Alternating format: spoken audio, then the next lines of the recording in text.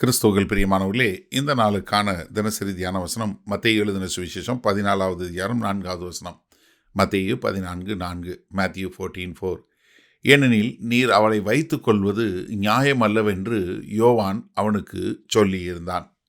இப்போ யோவான் ஸ்நானகன் என்ன, ஏரோது அந்திபாவை கடிந்து கொள்ளக்கூடிய காரியம் என்ன? ஒரு காரியம் நம்ம புரிஞ்சு கொள்ளணும்னா, நம்ம ஒரு தீர்க்க தரிசனமாய் பேசும்போது அது எவ்வளவு பெரிய அதிகாரம் படைத்தவங்களாக இருந்தாலும், அவர்களுக்கு எதிராக எவ்வளவு பெரிய உயரமான இடமா இருந்தாலும் நம்ம அவங்களுக்கு எதிராக பேசுவதற்கு பயப்படவே கூடாது. ஏன்னா இங்கே ஏரோது அந்திபா என்ன பண்ணுறாரு?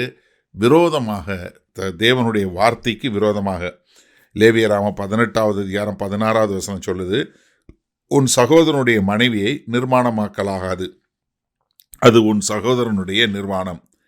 அதே லேவியராம 20வது அதிகாரம் 21வது வசனம் சொல்லும்போது, ஒருவன் தன் தகப்பனின் சகோதரனுடைய மனைவியோடைய சயனித்தால் அவன் தன் தகப்பனின் சகோதரனை நிர்வாணமாக்கினான், அவர்கள் தங்கள் பாவத்தை சுமப்பார்கள், சந்தானம் இல்லாமல் சாவார்கள்.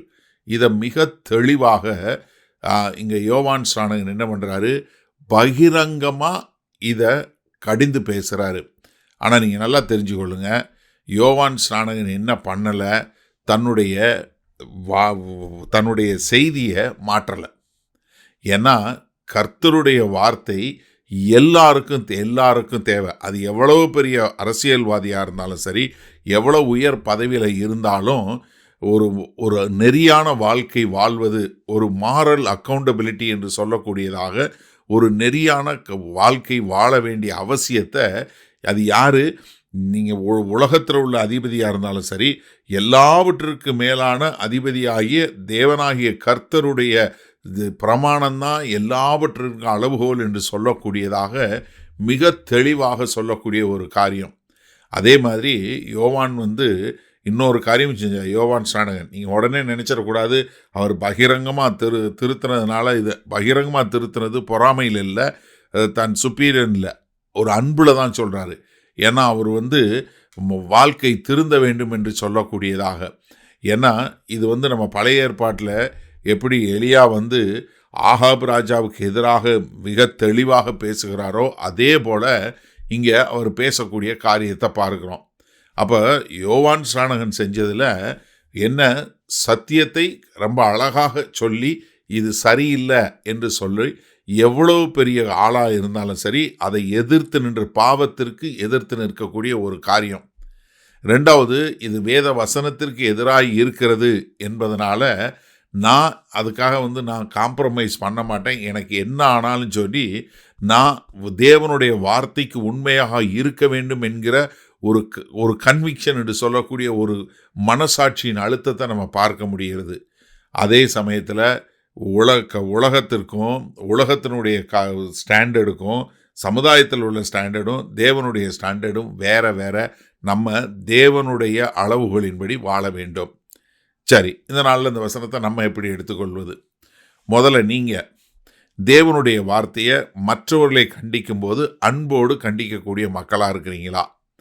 ஏன்னா யோவான் ஸ்நானகன் நீங்கள் ஏரோது அந்திபாவை ஆட்சியில் இருக்கிற ஏரோது அந்திபாவை என்ன கடிந்து கொள்ளுகிறார்? அவன் மனம் திரும்ப வேண்டும் என்பதற்காக. அதனால் அவர் என்ன பண்ணுறாரு? அவரை மனம் திரும்ப சொல்லி கொடுக்குறாரு. அப்போ ஒரு உண்மையான அன்பு என்ன பண்ணுன்னா, இப்படிப்பட்ட பாவத்துக்கு எதிர்த்து நிற்க தான் செய்யும். ரெண்டாவது, உங்களுக்கு தேவனுடைய வார்த்தையின்படி தான் வாழணும், நான் அந்த சமுதாயத்தின்படி அல்ல. ஏன்னா இன்றைக்கு அநேகர் எங்கிட்ட கேட்குற கேள்வி என்ன? இந்த ஊரில் இந்த மாதிரி வாழ்கிறாங்க, இந்த சபையில் இந்த மாதிரி இருக்கிறாங்க, அது சரியா? இது இந்த பிரகாரம் வாழலாமே? எனக்கு அருமையான நன்றாக தெரிஞ்சுக்கொள்ளுங்க. நான் அதனால தான் எந்த ஒரு காரியம் சொன்னாலும் வேத வசனத்தின் அடிப்படையில் இருக்குன்னு சொல்லி எல்லா காரியங்களுக்கும் வசனத்தை சொல்வது காரணம் அதுதான்.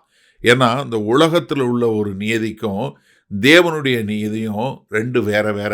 நம்ம தேவனுடைய நியதியில் தான் இருக்கணும். ஏன்னா அந்த காலத்தில் ஏரோது ராஜா வாழ்ந்த அந்த காலத்தில் ரோமாபுரி பேரரசில் இது இருக்கலாம், ஆனால் கர்த்தருடைய காரியங்களில் பார்க்கும்போது அது கிடையாது.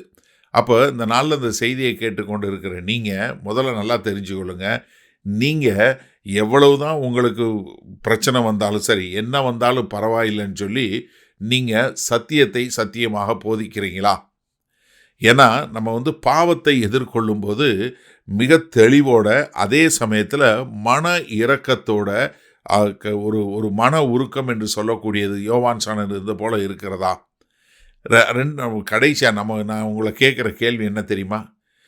என்னதான் பெரிய வல்லமையானவங்களாக இருந்தாலும் சரி, ஆளுகையில் உள்ளவங்களாக இருந்தாலும் சரி, அதிகாரத்தில் உள்ளவங்களாக இருந்தாலும் சரி, அவங்க காம்ப்ரமைஸ் பண்ணும்போது அவங்கள எதிர்த்து கேள்வி கேட்கக்கூடிய ஒரு தைரியம் உங்களுக்கு இருக்கா? எனக்கு அருமையானவர்களே, இந்த நாளில் என்ன தெரியுமா தேவ சபைக்கு? ஒரு தீர்க்க தரிசன தைரியம், ப்ராஃபட்டிக் போல்ட்னஸ் என்றது தேவை. வல்லபிதாவே, இந்த செய்தியை கேட்டுக்கொண்டு இருக்கிற ஒவ்வொருவரும் எப்படி யோவான் ஸ்நானகன் தைரியமாய் நின்று பிரசங்கித்தாரோ, அதுபோல சத்தியத்தை சத்தியமாய் பேசுகிற ஊழியர்களை எழுப்ப எங்கள் தேவன் ஒரு உந்துதலை ஏற்படுத்த வேண்டுமாய் மீட்பெரும் இரட்சகருமாகிய இயேசு கிறிஸ்துவின் மூலம் ஜெபிக்கிறோம் வல்லபிதாவே. ஆமேன். கர்த்தர் உங்களை ஆசீர்வதிப்பாராக. நாம் இன்று மாலை மண்ணால் சந்திப்போம்.